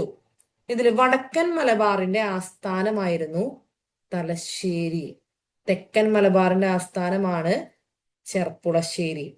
എക്സാമിന് അങ്ങനെ തന്നെ ഇതും ചോദിച്ചിട്ടുണ്ട്. സ്റ്റേറ്റ്മെന്റ് ടൈപ്പിലാണ് വന്നത്. ചോദിച്ച ചോദ്യം ഇങ്ങനെയാണ്: ബ്രിട്ടീഷുകാർ മലബാറിനെ വടക്കൻ മലബാർ എന്നും തെക്കൻ മലബാർ എന്നും 2 ഭരണമേഖലകളായി തിരിച്ച്, അതായത് ചെർപ്പുളശ്ശേരി ആസ്ഥാനമാക്കി വടക്കൻ മലബാർ എന്നും തലശ്ശേരി ആസ്ഥാനമാക്കി തെക്കൻ മലബാർ എന്നും പറഞ്ഞിട്ടാണ് ക്വസ്റ്റ്യൻ കൊടുത്തത്. അവർ അങ്ങോട്ടും ഇങ്ങോട്ടും തിരിച്ചിട്ടു. ഈ പറഞ്ഞ നമ്മുടെ ഈ ആസ്ഥാനങ്ങൾ തിരിച്ചിട്ടാണെന്ന് ചോദിച്ചത്. നമ്മൾ ശ്രദ്ധിക്കുക, വടക്കൻ മലബാർ, വടക്ക് ഏതാണ്? തലശ്ശേരിയാണ് വടക്ക്. ഇനി തെക്കൻ മലബാർ ആസ്ഥാനം ചെർപ്പുളശ്ശേരിയാണ്, അല്ലെ? തെക്കൻ മലബാറിന്റെ ആസ്ഥാനം ചെർപ്പുളശ്ശേരി. അപ്പൊ അങ്ങനെ 2 വടക്കൻ മലബാർ തെക്കൻ മലബാർ തിരിക്കുന്നു. വടക്ക് തലശ്ശേരി, തെക്ക് ചെർപ്പുളശ്ശേരി. ജോനാഥൻ ഡങ്കനും ചാൾസ് ബൊഡാമുമാണ് നമ്മുടെ ജോയിന്റ് കമ്മീഷണർമാര്. അതും ഓൾറെഡി ചോദിച്ചിട്ടുള്ള ചോദ്യമാണ്. ഇനി മലബാറിനെ കുറിച്ചിട്ട്, അപ്പൊ ഇവര് മലബാറിനെ കുറിച്ചിട്ടൊക്കെ ഒന്ന് പഠിച്ചിട്ട് ഒരു റിപ്പോർട്ടൊക്കെ കൊണ്ടുവന്നു. അങ്ങനെ കൊണ്ടുവന്ന റിപ്പോർട്ടാണ് ജോയിന്റ് കമ്മീഷണർമാരുടെ റിപ്പോർട്ട്. അത് ഏത് വർഷമാണ് കൊണ്ടുവന്നതെന്ന് ചോദിച്ചാൽ 1792 93 കൊണ്ടുവന്നത്. ഇതിന്റെ പ്രത്യേകത മലബാറിനെ കുറിച്ചുള്ള ആദ്യത്തെ കൊളോണിയൽ റിപ്പോർട്ടാണ് ഈ പറയുന്ന 1792 കൊണ്ടുവന്ന ജോയിന്റ് കമ്മീഷണർമാരുടെ റിപ്പോർട്ട് എന്ന് പറയുന്നത്. മനസ്സിലായോ? ജോയിന്റ് കമ്മീഷണർ റിപ്പോർട്ട് എന്ന് പറയുന്നത് മലബാറിനെ കുറിച്ചുള്ള ആദ്യത്തെ കൊളോണിയൽ റിപ്പോർട്ടാണ്. ഇനി മലബാറിന്റെ ചരിത്രം ആദ്യമായിട്ട് രേഖപ്പെടുത്തിയ കൊളോണിയൽ രേഖ എന്ന് പറയുന്നതും ജോയിന്റ് കമ്മീഷണർമാരുടെ റിപ്പോർട്ടാണ്. അപ്പൊ ഈ മലബാറിന്റെ ചരിത്രം ആദ്യമായിട്ട് രേഖപ്പെടുത്തിയ കൊളോണിയൽ രേഖ എന്ന് പറഞ്ഞാൽ അതെന്താണ്? ജോയിന്റ് കമ്മീഷണർമാരുടെ റിപ്പോർട്ടാണ്. നമ്മുടെ ജോയിന്റ് കമ്മീഷണർമാർ ആരൊക്കെയാണ്? ജോയിന്റ് കമ്മീഷണർമാർ ആദ്യമൊക്കെയാണ് ജോനാഥൻ ചാൾസ് ബൊഡാമുമാണ് അല്ലെ? ചാൾസ് ബൊഡാമുമാണ്. ഓക്കെ. ഈ ബ്രിട്ടീഷുകാര് അവര് നമ്മുടെ ഇവിടെ നമ്മുടെ സമ്പദ് വ്യവസ്ഥയിൽ ചില മാറ്റങ്ങളൊക്കെ കൊണ്ടുവന്നു. അപ്പൊ എന്തൊക്കെ കാര്യങ്ങളാണ് നമ്മുടെ സമ്പദ് വ്യവസ്ഥയുമായിട്ട് ബന്ധപ്പെട്ട് ബ്രിട്ടീഷുകാർ ചെയ്തതെന്ന് നമുക്ക് നോക്കാം. കേരളത്തിൽ അത്യാവശ്യം സ്വയം പര്യാപ്തമായിരുന്ന ഒരു ഗ്രാമീണ സമ്പദ് വ്യവസ്ഥയാണ് ഉണ്ടായിരുന്നത്. അപ്പൊ ഇത് തകരാനായിട്ടുള്ള കാരണങ്ങളായിട്ട് പറയുന്ന ചില കാര്യങ്ങളാണ്. ബ്രിട്ടീഷുകാര് നമ്മുടെ ഇവിടെയുള്ള ഉൽപ്പന്നങ്ങള് ചുരുങ്ങിയ വിലക്ക് കൈക്കലാക്കുകയും അവരുടെ നാട്ടിലുണ്ടാക്കുന്ന വ്യാവസായിക ഉൽപ്പന്നങ്ങൾ ഉയർന്ന വിലക്ക് ഇവിടെ വിറ്റഴിക്കുകയും ചെയ്തതിനാൽ ബ്രിട്ടീഷുകാർ എപ്പോഴും ചെയ്തുകൊണ്ടിരുന്ന പരിപാടിയാണ് അവരിവിടെ നിന്ന് റോ മെറ്റീരിയൽസ് കളക്ട് ചെയ്യും. ഇവിടെ നിന്നുള്ള ഇപ്പോ ഇന്ത്യയിൽ നിന്ന് പരുത്തി അല്ലെങ്കിൽ ചണം, ഇങ്ങനെ ഒരുപാട് സാധനങ്ങൾ ഇവിടെ നിന്ന് കൊണ്ടുപോകും. എന്നിട്ട് അവിടെ ചെല്ലുമ്പോൾ അവർക്കവിടെ മെക്കണൈസേഷൻ ഒക്കെ ഉണ്ട്. അവരവിടെ ചെന്നിട്ട് അതെല്ലാം ഫിനിഷ്ഡ് പ്രൊഡക്റ്റ് ആക്കി നല്ല ഭംഗിയാക്കി ചെയ്യും. അവർക്ക് അവിടെ കോസ്റ്റ് കുറവിൽ പ്രൊഡക്ഷൻ നടക്കും. അങ്ങനെ അത് ഇവിടെ കൊണ്ടുവന്നിട്ട് ഉയർന്ന വിലക്ക് വിറ്റഴിക്കുന്നു. അപ്പൊ അങ്ങനെ പോകുമ്പോ ഇവിടുത്തെ ഉൽപ്പന്നങ്ങൾ കൈക്കലാക്കുമ്പോ ഇവിടുത്തെ ഉൽപ്പന്നങ്ങൾക്ക് ഇവിടെ നമുക്ക് അവരുടെ കയ്യിൽ നിന്ന് വേണ്ടത്ര വില കിട്ടുന്നുമില്ല. നമ്മുടെ ഉൽപ്പന്നങ്ങൾ പുറത്തേക്ക് പോവുകയും ചെയ്യാണ്. എന്നിട്ട് അവരുടെ ഫിനിഷ്ഡ് പ്രൊഡക്റ്റ് ഇവിടെ കൊണ്ടുവന്ന് വിറ്റഴിക്കുകയും ചെയ്യുന്നു. അപ്പൊ അങ്ങനെ നമ്മുടെ ഗ്രാമീണ സമ്പദ് വ്യവസ്ഥ പതുക്കെ തകർന്നു. ഇനി ബ്രിട്ടീഷുകാര് കേരളത്തിൽ നിന്ന് കയറ്റുമതി ചെയ്ത കുറച്ച് സാധനങ്ങളുണ്ട്. അതൊക്കെയാണ് നാളികേരം, ശർക്കര, കശുവണ്ടി, കുരുമുളക്, അടയ്ക്ക, ഇരുമ്പയിര്. ഇതൊക്കെ ഇവര് നമ്മുടെ നാട്ടിൽ നിന്ന് കയറ്റുമതി ചെയ്തു പോയ സാധനങ്ങളായിരുന്നു. ഇവര് കുറച്ച് സാധനങ്ങൾ ഇറക്കുമതി ചെയ്തിരുന്നു. ഒന്നാമത്തെ കാര്യമാണ് തുണിത്തരങ്ങള്. പ്രത്യേകിച്ച് നമ്മുടെ ഇവിടെ നിന്ന് കൊണ്ടുപോകുന്ന റോ മെറ്റീരിയൽസ് കൊണ്ട് ഉണ്ടാക്കുന്ന തുണിത്തരങ്ങള് അവരിങ്ങോട്ടേക്ക് ഇറക്കുമതി ചെയ്തിരുന്നു. പിന്നെ മണ്ണെണ്ണ, പുകയില, പഞ്ചസാര, ലോഹ ഉൽപ്പന്നങ്ങൾ, ഇതൊക്കെ അവർ കേരളത്തിലേക്ക് ഇറക്കുമതി ചെയ്തിരുന്ന സാധനങ്ങളായിരുന്നു. ഓക്കെ. ഇനി ഇവരുടെ വ്യാപാരം സുഗമമാക്കാൻ വേണ്ടിയിട്ട് ബ്രിട്ടീഷുകാർ എന്ത് ചെയ്തു? ഇവർക്ക് ഈസി ആയിട്ട് ഈ പറയുന്ന ഇമ്പോർട്ടും എക്സ്പോർട്ടും എല്ലാം നടക്കണം. അപ്പൊ ഓൾറെഡി തിരുവിതാംകൂറിലും കൊച്ചിയിലും മലബാറിലൊക്കെ ഇവർ പറയുന്ന പോലെ കാര്യങ്ങൾ നടത്തും. അപ്പൊ അവർ ചെയ്ത കാര്യമാണ് വ്യാപാരം സുഗമമാക്കാൻ ബ്രിട്ടീഷുകാർ അവലംബിച്ച മാർഗം മലബാറിലും കൊച്ചിയിലും തിരുവിതാംകൂറിലും നിലനിന്നിരുന്ന വ്യാപാര നിയമങ്ങൾ ഭേദഗതി ചെയ്തു. അല്ലെ? അവർ ഈ നിയമങ്ങൾ ഭേദഗതി ചെയ്തിട്ട് അത് അവർക്ക് അനുകൂലമാക്കി മാറ്റി. അവർക്ക് അധികം ടാക്സ് കൊടുക്കണ്ട, അവർക്ക് എത്ര ക്വാണ്ടിറ്റി വേണമെങ്കിലും കൊണ്ടുപോകാം, എത്ര ക്വാണ്ടിറ്റി വേണമെങ്കിലും ഇറക്കുമതി ചെയ്യാം, യാതൊരു തരത്തിലുള്ള നിയന്ത്രണങ്ങളും ഉണ്ടാവില്ല. അവരവർക്ക് അനുകൂലമായ രീതിയിൽ നിലനിന്നിരുന്ന വ്യാപാര നിയമങ്ങളെ എന്ത് ചെയ്തു? ഭേദഗതി ചെയ്തു. ഓക്കെ. നെക്സ്റ്റ്. ഇനി വ്യാപാരം സുഗമമാക്കാനായിട്ട് അവര് ഗതാഗത രംഗത്ത് അവലംബിച്ച ചില വികസന പ്രവർത്തനങ്ങളെ കുറിച്ചിട്ടാണ് പറയുന്നത്. എന്തൊക്കെ കാര്യങ്ങൾ അവർ ചെയ്തിട്ടുണ്ട്? റോഡ്, പാലം, റെയിൽ പാളം എന്നിവ നിർമ്മിച്ചു. റോഡുകളും പാലങ്ങളും റെയിൽ പാളങ്ങളും നിർമ്മിച്ചു. കേരളത്തിൽ ആദ്യത്തെ റെയിൽ പാത നിർമ്മിച്ചത് ബ്രിട്ടീഷുകാരാണ്. അത് ഏത് വർഷത്തിലാണ്? 1861. പ്രത്യേകം നോട്ട് ചെയ്ത് പഠിക്കുക, പരീക്ഷയ്ക്ക് ചോദിക്കാറുള്ള സ്ഥിരം ചോദിക്കുന്നതാണ്. അത് എവിടെ മുതൽ എവിടം വരെയായിരുന്നു? ബേപ്പൂർ മുതൽ തിരൂര് വരെയായിരുന്നു കേട്ടോ. ബേപ്പൂർ മുതൽ തിരൂര് വരെയായിരുന്നു. ബേപ്പൂർ മുതൽ തിരൂര് വരെയാണ് നമ്മുടെ റെയിൽ പാത നിർമ്മിച്ചത്. ഓക്കെ. അപ്പൊ ഇത് ഇന്ത്യയിൽ ആദ്യമായിട്ട് റെയിൽപാത നിർമ്മിച്ചത് ഏത് വർഷമാണെന്നറിയോ? 1853 ഇന്ത്യയിൽ ആദ്യമായിട്ട് റെയിൽപാളം നിർമ്മിച്ചത്. അത് എവിടെ മുതൽ എവിടം വരെയായിരുന്നു? ബോംബെ ടു താനെ വരെയായിരുന്നു കേട്ടോ. ബോംബെ ടു താനെ. ബോംബെയിൽ നിന്ന് താനെ വരെയായിരുന്നു. 1853 ഇന്ത്യയിൽ ആദ്യമായിട്ട് റെയിൽ ഓടിത്തുടങ്ങിയത്. കേരളത്തിൽ 1861 ബേപ്പൂർ മുതൽ തിരൂർ വരെ. ഇനി ഇവർക്ക് ചരക്ക് ഗതാഗതം സുഗമമാക്കാനായിട്ട് ഇവർ എന്ത് ചെയ്തു? തുറമുഖങ്ങൾ വികസിപ്പിച്ചു. അങ്ങനെ തുറമുഖങ്ങൾ വികസിപ്പിച്ചത് 3 സ്ഥലങ്ങളിലാണ്: കൊച്ചിയിലും കോഴിക്കോടും ആലപ്പുഴയിലുമാണ്. ആക്ച്വലി ഇവിടെ ഈ പറയുന്ന റെയിൽവേ ആണെങ്കിലും റോഡുകളാണെങ്കിലും അല്ലെ, കാട് വെട്ടിത്തെളിച്ച് ഈ റോഡുകളും റെയിൽപാളങ്ങളും പാലങ്ങളും നിർമ്മിച്ചതും തുറമുഖങ്ങളെല്ലാം വികസിപ്പിച്ചതൊക്കെ അവർ എന്തിനു വേണ്ടിയിട്ടായിരുന്നു? അവരുടെ വ്യാപാരം നല്ല രീതിയിൽ നടക്കുന്നതിന് വേണ്ടിയിട്ടായിരുന്നു, അല്ലേ? അപ്പൊ അത് പിന്നീട് നമുക്കതൊക്കെ ഉപകാരമായിട്ട് മാറിയെങ്കിലും അവർക്ക് അവരുടെ വ്യാപാരം സുഗമമാക്കാൻ വേണ്ടിയിട്ടാണ് ഇത്തരം കാര്യങ്ങളൊക്കെ അവർ ചെയ്തുകൊണ്ടിരുന്നത്. Okay, next. ഇനി കാർഷിക മേഖലയിലും വ്യവസായ മേഖലയിലും അവർ എന്തെല്ലാം കാര്യങ്ങൾ ചെയ്തു നോക്കാം. കാർഷിക മേഖലയിലും വ്യവസായ മേഖലയിലും ബ്രിട്ടീഷുകാര് പ്രോത്സാഹിപ്പിച്ച കൃഷിരീതി എന്ന് പറയുന്നത് കമ്പോളത്തെ ലക്ഷ്യമാക്കിയുള്ള കൃഷിരീതിയാണ്. അതായത് അവർ ചെയ്ത കാര്യം, അവര് ഭക്ഷ്യവിളക്ക് പകരം നാണ്യവിള കൃഷി ചെയ്യാനായിട്ട് പ്രോത്സാഹിപ്പിച്ചു. മനുഷ്യന് അടിസ്ഥാനപരമായിട്ട് എന്താ വേണ്ടത്? നമുക്ക് ഭക്ഷണം കഴിക്കണം. ഭക്ഷ്യവിളയല്ലേ നമ്മൾ കൃഷി ചെയ്യേണ്ടത്. പക്ഷെ ബ്രിട്ടീഷുകാരെ സംബന്ധിച്ച് ഭക്ഷണത്തെക്കാൾ ഇമ്പോർട്ടന്റ് അവർക്ക് നാണ്യവിളകളായിരുന്നു. അപ്പൊ അതുകൊണ്ട് തന്നെ ഇപ്പൊ ഇന്ത്യയിലേക്ക് നമ്മൾ നോക്കുമ്പോൾ ഇത് ഇൻഡിഗോ കലാപമൊക്കെ നടന്നത് നിങ്ങൾ കേട്ടിട്ടുണ്ടായിരിക്കും, നീല വിപ്ലവമൊക്കെ. നമ്മുടെ ഫുഡ് ക്രോപ്സിന് പകരം ഇൻഡിഗോ വ്യാപകമായിട്ട് കൃഷി ചെയ്യാനായിട്ട് അവർ ഏൽപ്പിച്ചു. അല്ലെങ്കിൽ കുറെ പ്ലാന്റേഷനുകൾ തുടങ്ങി. അപ്പൊ അങ്ങനെയുള്ള കാര്യങ്ങളിലേക്ക് മാറി.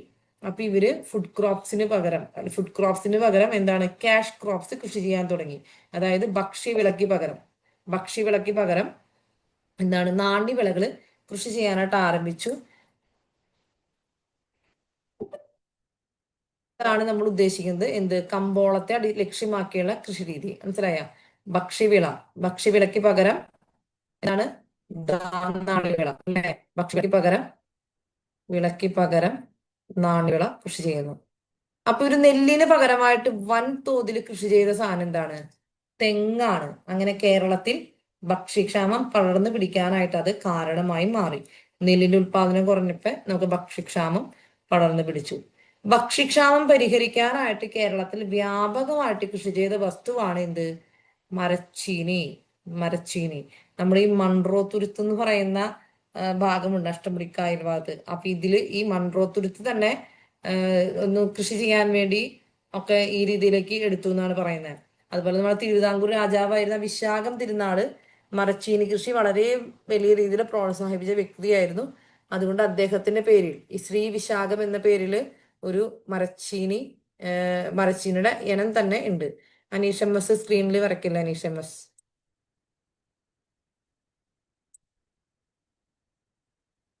യെസ്.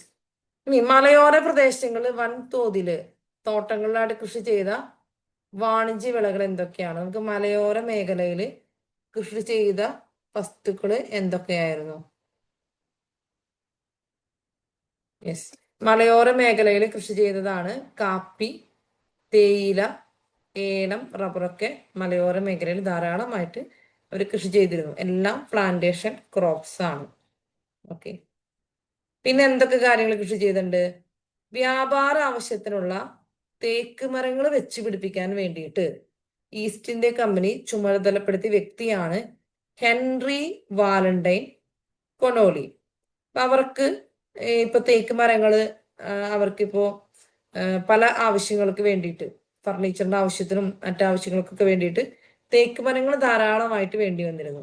അപ്പൊ അതിനു വേണ്ടിയിട്ട് ആ തേക്ക് മരം വെച്ച് പിടിപ്പിക്കാനായിട്ട് ചുമതലപ്പെടുത്തിയ വ്യക്തിയാണ് ഹെൻറി വാലന്റൈൻ കൊനോലി. ഈ കൊനോലി ഒരു വലിയൊരു തേക്ക് തോട്ടം കേരളത്തിൽ വെച്ച് പിടിപ്പിച്ചു. ആ തേക്ക് തോട്ടം വെച്ച് പിടിപ്പിച്ച സ്ഥലമാണ് നിലമ്പൂര്. ആ നിലമ്പൂരിൽ തേക്ക് വെച്ച് പിടിപ്പിച്ച 1500 ഏക്കർ അറിയപ്പെടുന്നത് കൊനോലി പ്ലോട്ട് എന്നാണ്. ഇപ്പൊ കൊനോലി പ്ലോട്ട് എവിടെയാണ്? നിലമ്പൂരിലാണ്.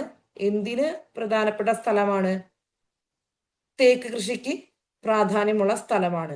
ഓക്കെ, ഇനി തോട്ട വ്യവസായം ആരംഭിച്ച മറ്റ് പ്രദേശങ്ങളാണ് വയനാടും ഇടുക്കിയും. തോട്ട വ്യവസായം ആരംഭിച്ച മറ്റു പ്രദേശങ്ങൾ ഏതൊക്കെയാണ്? വയനാടും ഇടുക്കിയുമാണ്. ഓക്കെ, ഇനി മലബാറിനെ അപേക്ഷിച്ച് തോട്ട വ്യവസായങ്ങള് കൂടുതലായിട്ട് വികസിച്ച പ്രദേശം എന്ന് പറയുന്നത് തിരുവിതാംകൂറാണ്. ഓക്കെ, നമുക്ക് തോന്നും മലബാർ എന്ന് പറയുമ്പോൾ കുറെ ഹൈ റേഞ്ച് ഏരിയയിലൊക്കെ ആയിരിക്കും തോട്ട വ്യവസായങ്ങൾ ഉണ്ടാവുക. പക്ഷെ പ്രധാനമായിട്ടും തിരുവിതാംകൂർ മേഖലയിലാണ് മലബാറിനെ അപേക്ഷിച്ച് തോട്ട വ്യവസായങ്ങൾ കൂടുതലായിട്ട് ഉണ്ടായത്. ഇനി കേരളത്തിലെ പ്രധാനപ്പെട്ട തോട്ട വ്യവസായ മേഖലകളാണ് Murdoch brown, Kannan Devan company, Harrison Malayalam plantations ഒക്കെ കേരളത്തിലെ പ്രധാനപ്പെട്ട കേരളത്തിലെ ഏറ്റവും പ്രധാനപ്പെട്ട പ്ലാന്റേഷൻ ക്രോപ്പുകളാണ്. യെസ്, കേരളത്തിലെ പരമ്പരാഗത വ്യവസായങ്ങൾ എന്തൊക്കെയാന്ന് നോക്കാം. അതായത് നമുക്ക് കുറച്ച് പരമ്പരാഗത വ്യവസായങ്ങൾ കേരളത്തിൽ ഉണ്ടായിരുന്നു ബ്രിട്ടീഷുകാർ ഭരണ സമയത്ത്.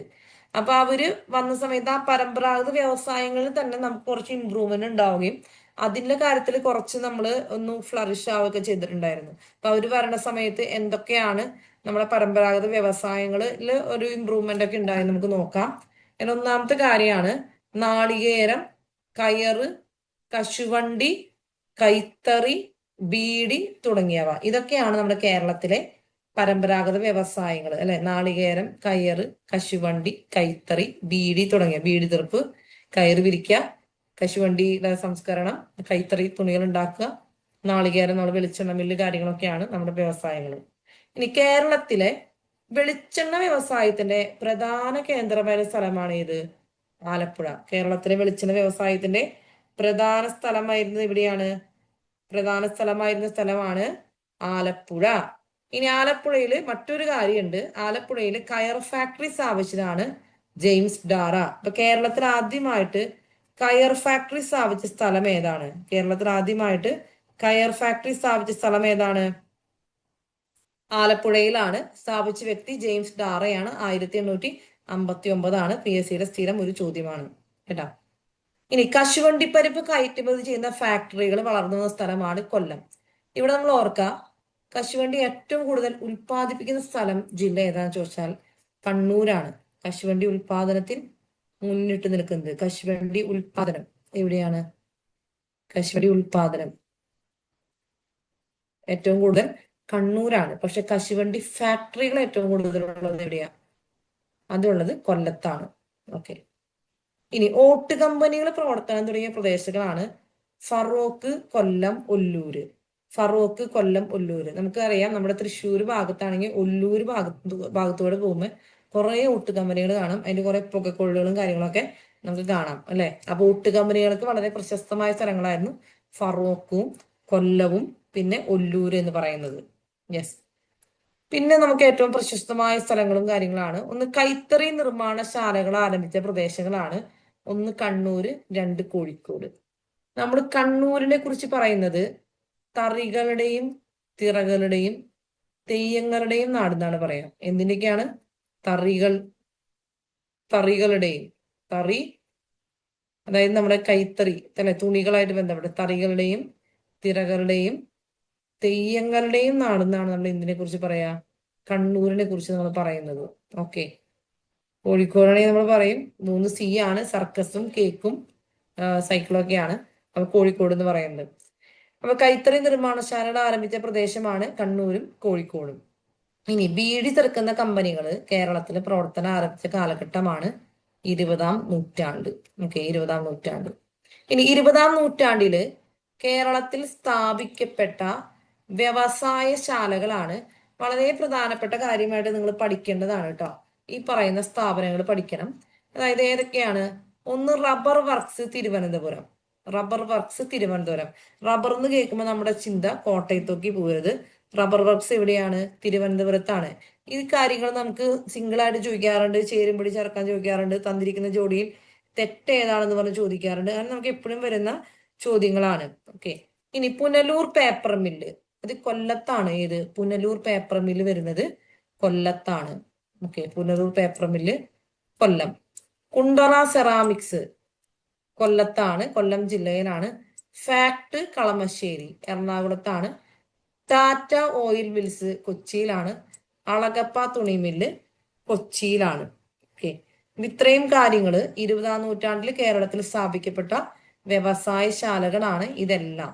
ഓക്കെ, ഇനി ബീഡി വ്യവസായത്തിന്റെ കേന്ദ്രമായിട്ട് വളർന്ന ജില്ലയാണ് കണ്ണൂര്. കണ്ണൂർ എന്താണ്? ബീഡി വ്യവസായത്തിന്റെ കേന്ദ്രമായിട്ട് വളർന്നു വന്ന ജില്ലയാണ് കണ്ണൂർ ജില്ല.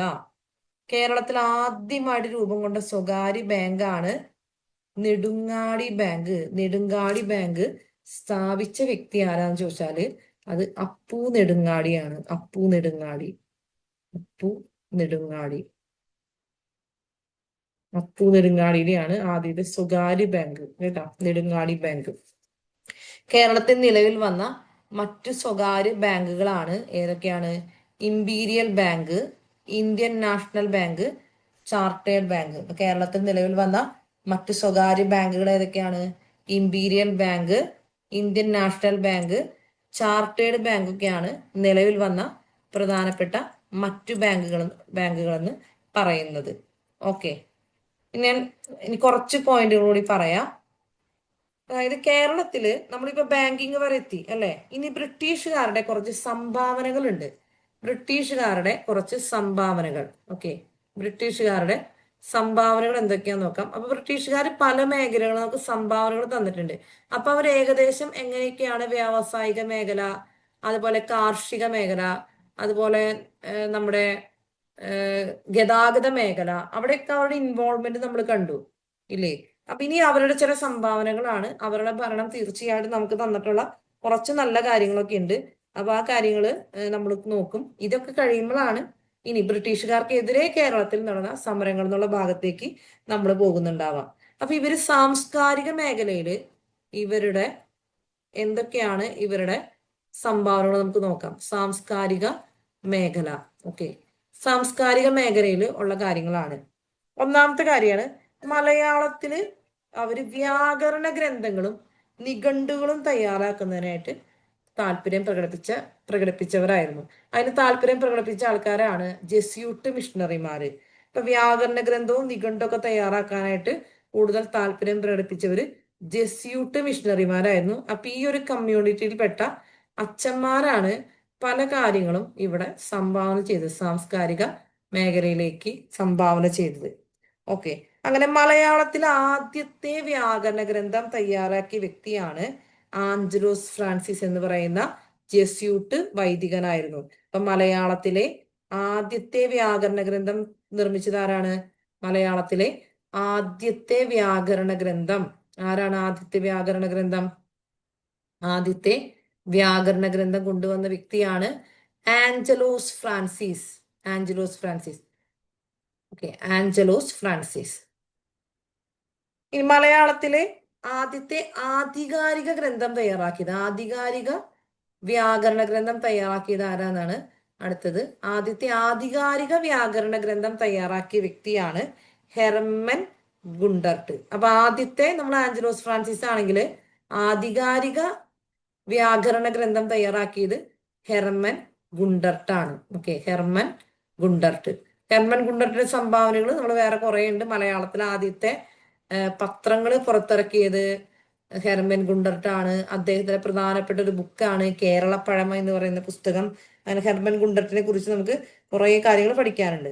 ഇനി മറ്റൊരു പ്രധാനപ്പെട്ട കാര്യമാണ് മലയാളത്തിലെ ആദ്യത്തെ നിഘണ്ടു തയ്യാറാക്കിയ വ്യക്തിയാണ് അർണൂസ് പാതിരി. ആദ്യത്തെ നിഘണ്ടു ആരാണ്? അർണൂസ് പാതിരി. ഇത് നിങ്ങൾക്ക് എങ്ങനെ ഓർത്തു വെക്കാം? നിഘണ്ടു അല്ലെ, പാതിരാക്കി കണ്ടു എന്ന് ഓർത്താൽ മതി. അർണൂസ് പാതിരി. ആദ്യത്തെ നിഘണ്ടു പാതിരാക്കി കണ്ടു അർണൂസ് പാതിരി. ആദ്യത്തെ നിഘണ്ടു അർണൂസ് പാതിരിയാണ് തയ്യാറാക്കിയത്. ഇനി ഇംഗ്ലീഷ് മലയാളം നിഘണ്ടു, ആദ്യത്തെ ഇംഗ്ലീഷ് മലയാളം നിഘണ്ടു തയ്യാറാക്കിയത് ആരാന്ന് നോക്കാം. ഇംഗ്ലീഷ് മലയാളം നിഘണ്ടു ആരാ തയ്യാറാക്കിയത്? ഇംഗ്ലീഷ് മലയാളം നിഘണ്ടു. ഇംഗ്ലീഷ് മലയാളം നിഘണ്ടു തയ്യാറാക്കിയ വ്യക്തിയാണ് ബെഞ്ചമിൻ ബെയ്ലി. ബെഞ്ചമിൻ ബെയ്ലിയാണ് ഇംഗ്ലീഷ് മലയാളം നിഘണ്ടു തയ്യാറാക്കിയത്. ബെഞ്ചമിൻ ബെയ്ലിയാണ് ഇംഗ്ലീഷ് മലയാളം നിഘണ്ടു തയ്യാറാക്കിയത്. അപ്പൊ ഇങ്ങനെ ഓർത്താൽ മതി. നമ്മുടെ ബെഞ്ചമിൻ ബെയ്ലി നമ്മൾ ഇംഗ്ലീഷിൽ എഴുതുമ്പോൾ എങ്ങനെയാ? നമ്മൾ ബി വെച്ചിട്ടല്ലേ തുടങ്ങുന്നേ അല്ലേ? ബി വെച്ചിട്ട് ഞാനിങ്ങനെ ഓർത്തു വെക്കുക, ബി വെച്ചിട്ടാണ് തുടങ്ങുന്നത്. ഇംഗ്ലീഷ് മലയാളം നിഘണ്ടുവാണ്. നമ്മൾ ഈ എഴുതുമ്പോഴോ ഇങ്ങനെയാണ്. അപ്പൊ ഈ ബിയും ഇയും തമ്മിലൊരു കണക്ഷൻ അല്ലേ? പിന്നെ ബെഞ്ചമിന്റെ ആദ്യത്തെ 2 അക്ഷരങ്ങളാണ് ബിയും ഇയും. അപ്പോ ബെഞ്ചമിൻ ബെയ്ലി ഇംഗ്ലീഷ് അല്ലെ, ബി ഇ വെച്ചിട്ട് ഓർക്കാം. ബെഞ്ചമിൻ ബെയ്ലി ഇംഗ്ലീഷ് മലയാളം നിഘണ്ടുവാണ്. പിന്നെ ആദ്യത്തെ നിഘണ്ടു എന്ന് പറയുന്നത് പാതിരാക്കി കണ്ടു, അർണൂസ് പാതിരിയാണ് എന്നുള്ള കാര്യം ഓർത്ത് വെക്കുക. ഓക്കെ, ഇനി നമ്മൾ തിരിച്ചിട്ട് പഠിക്കാം. തിരിച്ചിട്ട് പഠിക്കാനുള്ളത് ആദ്യത്തെ മലയാളം ഇംഗ്ലീഷ് നിഘണ്ടു. മലയാളം ഇംഗ്ലീഷ് നിഘണ്ടു ആണെങ്കിൽ ഹെർമൻ ഗുണ്ടർട്ട് ആണ്. മലയാളം ഇംഗ്ലീഷ് നിഘണ്ടു ആരാണ്? ഇംഗ്ലീഷ് നിഘണ്ടു ഹെർമൻ ഗുണ്ടർട്ട് ആണ്. ഓക്കെ, മലയാളം ഇംഗ്ലീഷ് നിഘണ്ടു തയ്യാറാക്കിയ വ്യക്തി ഹെർമൻ ഗുണ്ടർട്ട്. ഓക്കെ, ഇതെല്ലാം നമുക്ക് ക്വസ്റ്റ്യൻസ് ആണ് കേട്ടോ. നമ്മൾ വളരെ കൃത്യമായിട്ട് പഠിക്കേണ്ടതായിട്ടുള്ള നമ്മുടെ പ്രധാനപ്പെട്ട പോയിന്റുകളാണ്. പിന്നെ മറ്റൊരു പ്രധാനപ്പെട്ട കാര്യമാണ് മലയാളത്തിൽ അച്ചടിച്ച ആദ്യത്തെ സമ്പൂർണ്ണ ഗ്രന്ഥം. മലയാളത്തിൽ അച്ചടിച്ച ആദ്യത്തെ സമ്പൂർണ്ണ ഗ്രന്ഥം എന്ന് പറയുന്നത് സംക്ഷേപ വേദാർത്ഥമാണ്. മലയാളത്തിൽ അച്ചടിച്ച ആദ്യത്തെ സമ്പൂർണ്ണ ഗ്രന്ഥം, അതായത് മലയാളത്തിൽ മാത്രമാണ് അച്ചടിച്ചത്. മലയാളത്തിൽ അച്ചടിച്ച ആദ്യത്തെ സമ്പൂർണ്ണ ഗ്രന്ഥം, മലയാള ലിപികൾ മാത്രം അതിനകത്തുള്ളൂ സമ്പൂർണ്ണ ഗ്രന്ഥം. ഇതെന്താണ്? സംക്ഷേപ വേദാർത്ഥം.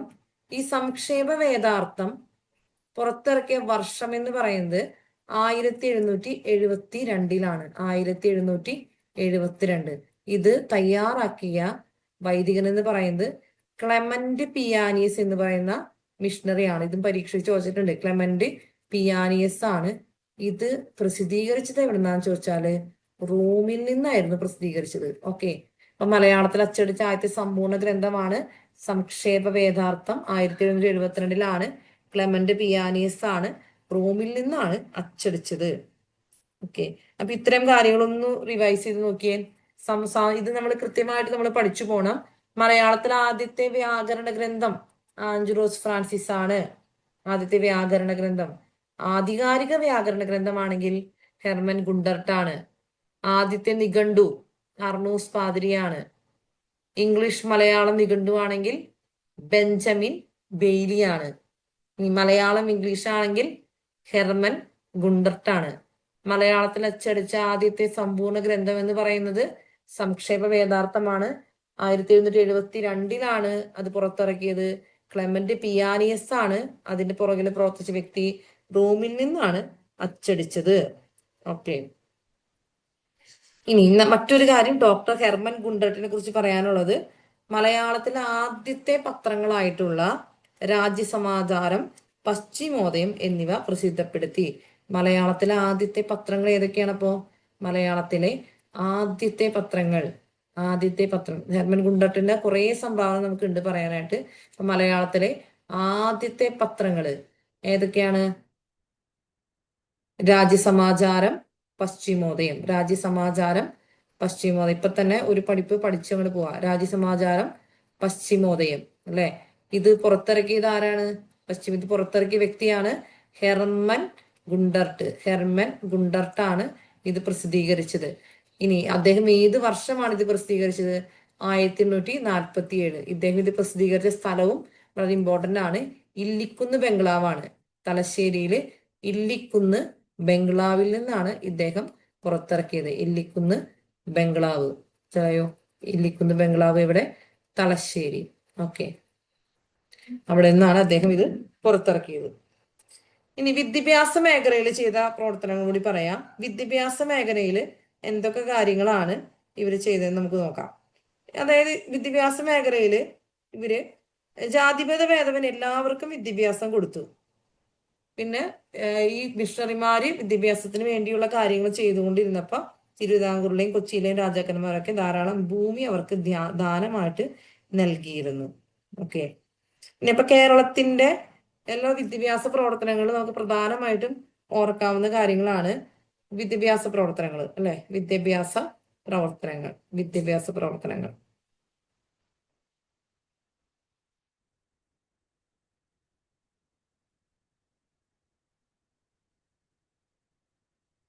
കേരളത്തില് വിദ്യാഭ്യാസ പ്രവർത്തനങ്ങൾക്ക് നേതൃത്വം നൽകിയ ഒരു പ്രധാനപ്പെട്ട സംഘടനയാണ് LMS അഥവാ ലണ്ടൻ മിഷൻ സൊസൈറ്റി എന്ന് പറയുന്നത്. London mission society. കേരളത്തില് വിദ്യാഭ്യാസ പ്രവർത്തനങ്ങൾക്ക് പ്രവർത്തനങ്ങൾക്ക് നേതൃത്വം കൊടുത്താണ് ലണ്ടൻ മിഷൻ സൊസൈറ്റി. ഈ ലണ്ടൻ മിഷൻ സൊസൈറ്റിയുടെ സംഘത്തിലെ പ്രധാനപ്പെട്ട ഒരു പ്രവർത്തകനായിരുന്നു, അല്ലെങ്കിൽ മിഷണറി ആയിരുന്നു ആര്? Reverend read. റവറൻഡ് മീഡ് എന്ന് പറയുന്ന ഒരു മിഷണറി ഉണ്ടായിരുന്നു. അപ്പൊ അദ്ദേഹമാണ് പ്രധാനമായിട്ടും പ്രവർത്തനങ്ങൾ നടത്തിയത്. അദ്ദേഹത്തിന്റെ നേതൃത്വത്തില് കോട്ടയത്ത് എന്തുണ്ടായി? CMS കോളേജ് ഉണ്ടായി. CMS കോളേജ്, അദ്ദേഹത്തിന്റെ പേരിലാണ് CMS കോളേജ് സ്ഥാപിതമായത്. ഓക്കെ, CMS കോളേജ് സ്ഥാപിതമാകുന്നു. CMS കോളേജ് എവിടെയാണ്? കോട്ടയത്ത് സ്ഥാപിതമാകുന്നു. ഓക്കെ, അതുപോലെ ഒരു സെമിനാരിയും അവർ സ്ഥാപിച്ചു. ഒരു സെമിനാരിയും അവർ സ്ഥാപിക്കുന്നുണ്ട്. ഓക്കെ, ഇനി മറ്റൊരു കാര്യമാണ് 1818 അവരെന്ത് ചെയ്യുന്നു? മട്ടാഞ്ചേരിയിൽ ഒരു വിദ്യാലയം സ്ഥാപിക്കുന്നുണ്ട്. മട്ടാഞ്ചേരിയിൽ വിദ്യാലയം. മട്ടാഞ്ചേരിയിൽ വിദ്യാലയം. ഈ മട്ടാഞ്ചേരിയിൽ 1818 വിദ്യാലയം കൊണ്ടുവന്ന മിഷണറിയാണ് ആര്? ഡൗസൺ. ഡൗസൺ എന്ന് പറയുന്ന മിഷണറിയാണ് മട്ടാഞ്ചേരിയിൽ 1818 വിദ്യാലയം കൊണ്ടുവന്നത്. ഓക്കെ, ഇനി നാഗർകോവിൽ ഭാഗങ്ങളിലൊക്കെ, തിരുവിതാംകൂറിന്റെ തെക്കൻ പ്രദേശങ്ങളാണ് നാഗർകോവിൽ ഭാഗങ്ങളിൽ. അവിടെ ഇംഗ്ലീഷ് വിദ്യാലയം സ്ഥാപിക്കാനായിട്ട് നേതൃത്വം നൽകിയ ഒരു മിഷണറിയാണ് ട്വിങ്കിൾ ടാബ് എന്ന് പറയുന്ന വ്യക്തി. അപ്പൊ ട്വിങ്കിൾ ടാബ് എന്ന് പറയുന്ന മിഷണറി എന്താണ് ചെയ്തത്? ട്വിങ്കിൾ ടാബ് എന്ന് പറയുന്ന വ്യക്തി തിരുവിതാംകൂറിന്റെ തെക്കൻ ഭാഗങ്ങളിൽ, അല്ലെ, തിരുവിതാംകൂറിന്റെ തെക്കൻ ഭാഗങ്ങളിൽ ഇംഗ്ലീഷ് വിദ്യാലയം സ്ഥാപിക്കാൻ നേതൃത്വം നൽകി. തിരുവിതാംകൂറിന്റെ തെക്കൻ ഭാഗങ്ങളിൽ, ഇത് കുറച്ച് ഡ്രൈ ആയിട്ട് തോന്നാം ഇങ്ങനത്തെ കുറച്ച് ഫാക്റ്റുകൾ. അപ്പൊ തിരുവിതാംകൂറിന്റെ തെക്കൻ ഭാഗങ്ങളിൽ എന്ത് ചെയ്തു? ഇംഗ്ലീഷ് വിദ്യാലയങ്ങൾ സ്ഥാപിക്കാനായിട്ട് മുൻകൈയെടുത്ത വ്യക്തിയാണ് ട്വിങ്കിൾ ടാബ്. മട്ടാഞ്ചേരിയിൽ 1818 ഇംഗ്ലീഷ് വിദ്യാലയം സ്ഥാപിക്കാൻ മുൻകൈയെടുത്ത് ഡൗസൺ ആണ് അല്ലെ, ഡൗസൺ ആണ്. ഇനി കണ്ണൂരിലേക്ക് പോകുമ്പോ അവിടെ ഭരണശ്ശേരിയിൽ 1841 റവറൻ ഹബീക്കിന്റെ നേതൃത്വത്തിൽ ഒരു ഇംഗ്ലീഷ് വിദ്യാലയം സ്ഥാപിതമാകുന്നുണ്ട്. 1841 ഭരണശ്ശേരി എന്ന് പറയുന്ന സ്ഥലം, ഭരണശ്ശേരി എവിടെയാണ്? ഭരണശ്ശേരി കണ്ണൂരാണ്. ഭരണശ്ശേരി കണ്ണൂരാണ്. ആരാണ് അവിടെ വിദ്യാലയം സ്ഥാപിക്കുന്നത്? ഒരു ഇംഗ്ലീഷ് വിദ്യാലയമാണ് ഇവിടെ സ്ഥാപിക്കുന്നത്. ഇംഗ്ലീഷ് വിദ്യാലയം, അല്ലെ, ഇംഗ്ലീഷ് വിദ്യാലയം റവറൻ ഹബീക്ക് ആണ് നേതൃത്വം കൊടുത്തത്. റവറൻ ഹബീക്ക്, അല്ലെ, റവറൻ ഹബീക്ക് ആണ് നേതൃത്വം കൊടുത്തത്. യെസ്.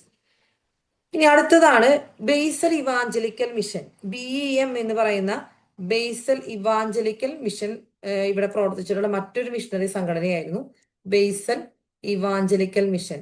ബേസൽ ഇവാഞ്ചലിക്കൽ മിഷൻ പ്രധാനമായിട്ടും മലബാർ മേഖലയിലാണ് പ്രവർത്തനങ്ങൾക്ക് നേതൃത്വം കൊടുത്തത്. Okay, Basel evangelical mission.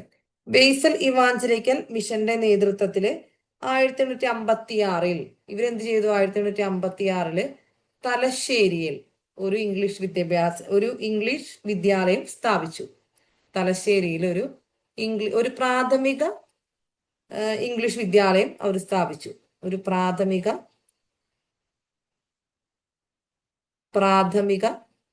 English വിദ്യാലയം സ്ഥാപിച്ചു. ഓക്കെ, പ്രാഥമിക ഇംഗ്ലീഷ് വിദ്യാലയം. 1856 തലശ്ശേരിയില് ബേസൽ ഇവാഞ്ചലിക്കൽ മിഷനാണ് ഈ വിദ്യാലയം സ്ഥാപിച്ചത്. മറ്റൊരു കാര്യമാണ് ബ്രണ്ണൻ സ്കൂൾ സ്ഥാപിച്ചത്. ബ്രണ്ണൻ കോളേജ് നിങ്ങൾ കേട്ടിട്ടുണ്ടാവും. ഇന്ന് കാണുന്ന ബ്രണ്ണൻ കോളേജ് എന്ന് പറയുന്നത് ആദ്യമായിട്ട് 1862 സ്ഥാപിക്കപ്പെട്ടതാണ്. അന്ന് എല്ലാ ജാതിയിലും പഠിക്കുന്ന കുട്ടികൾക്ക് പഠിക്കാൻ വേണ്ടി ആരംഭിച്ച ബ്രണ്ണൻ സ്കൂളായിരുന്നു. ഈ ബ്രണ്ണൻ സ്കൂളാണ് ഇന്ന് എന്തായിട്ട് മാറിയത്? ഇന്ന് ബ്രണ്ണൻ കോളേജ് ആയിട്ട് മാറിയത്. 1890 എന്തായിട്ട് മാറി? ബ്രണ്ണൻ കോളേജ് ആയിട്ട് മാറി. Brennan college. Okay, 1890 Brennan college ആയിട്ട് മാറുന്നു. യെസ്, നമ്മൾ പറഞ്ഞു ഇപ്പൊ മിഷണറി സൊസൈറ്റികളെ കുറിച്ച് പറഞ്ഞല്ലോ. അപ്പൊ പ്രധാനമായിട്ട് നമുക്ക് 3 തരത്തിലുള്ള മിഷണറികളാണ് നമ്മുടെ കേരളത്തിൽ ഉണ്ടായിരുന്നത്. ഒന്നാമത്തെ ആൾക്കാരാണ് LMS. നമ്മൾ പറഞ്ഞു ലണ്ടൻ മിഷൻ സൊസൈറ്റി ആണ്. അപ്പൊ ഇവരുടെ പ്രധാനപ്പെട്ട പ്രവർത്തന കേന്ദ്രം എവിടെയായിരുന്നു? പരീക്ഷയ്ക്ക് ചോദിക്കാറുണ്ട് ഓരോന്നിനും പ്രവർത്തന കേന്ദ്രം എവിടെയായിരുന്നു എന്നുള്ളത്. ലണ്ടൻ മിഷൻ സൊസൈറ്റിയുടെ പ്രവർത്തന കേന്ദ്രം തിരുവിതാംകൂറാണ്. നമ്മൾ തിരുവനന്തപുരത്ത് ചെന്നാൽ LMS ഹോസ്റ്റലൊക്കെ അവിടെ നമുക്ക് കാണാം. ഓക്കെ, LMS ജംഗ്ഷനൊക്കെ ഉണ്ട് അവിടെ, LMS. അപ്പൊ LMS എന്ന് പറയുന്നത് London mission society Thiruvithamkoor. Church mission society CMS, church mission society ആണ് CMS, ചർച്ച് മിഷൻ സൊസൈറ്റി. ഇവരുടെ പ്രത്യേകത ഇവര് തിരുവിതാംകൂറിലും കൊച്ചിയിലും പ്രവർത്തനം ഉണ്ടായിരുന്നു. തിരുവിതാംകൂറും കൊച്ചിയും, തിരുവിതാംകൂർ കൊച്ചി രണ്ട് സ്ഥലത്തും ഇവര് പ്രവർത്തിച്ചിരുന്നു, തിരുവിതാംകൂറിലും കൊച്ചിയിലും. മൂന്നാമത്തെ ആൾക്കാരാണ് Basel evangelical mission. Basel evangelical mission എവിടെയാണ്? മലബാറിലാണ്. നമ്മൾ നേരത്തെ കണ്ടു ബേസൽ ഇവാഞ്ചലിക്കൽ മിഷൻ ഉള്ളത് എവിടെയാണ്? ബേസൽ ഇവാഞ്ചലിക്കൽ മിഷൻ മലബാറിലാണ്. ഓക്കെ, മലബാർ, മലബാർ. യെസ്, ഇന്നത്തെ ക്ലാസ്സിൽ നമുക്ക് ഇത്രയും കാര്യങ്ങളുകൊണ്ട് നമുക്ക് നിർത്താം അല്ലെ? എന്തെങ്കിലും ഡൗട്ട് ഉണ്ടെങ്കിൽ ചോദിക്കാം.